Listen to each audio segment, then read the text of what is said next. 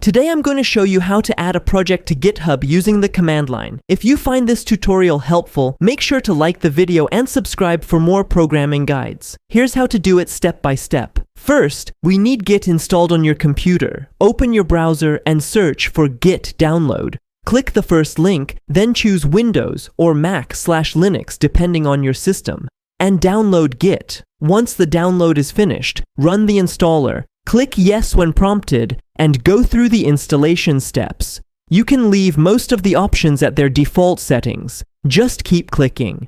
Next until the installation completes. Then click Finish. Next, open your browser again and go to github.com. Make sure you're logged into your GitHub account. If you don't have one yet, create a free account. Now click Create Repository. Give your repository a name, add a description if you'd like, and choose whether it should be public or private. If you want others to use your code, you can add a license to tell them how they're allowed to use it. Once everything is set, click Create Repository. GitHub will now show you a list of commands to run in your terminal. These are what you'll use to upload your project. Go to the project folder on your computer that you want to upload. Click on the address bar at the top of the File Explorer window, type cmd and press Enter. This will open the command prompt in your project's folder. Now, type each of these commands one by one. Git init. This initializes a new Git repository in your folder. Git add dot. This stages all of the files in the folder for upload. Git commit-m your commit message. This saves the staged files with a commit message. Replace the text in quotes with something meaningful like first commit.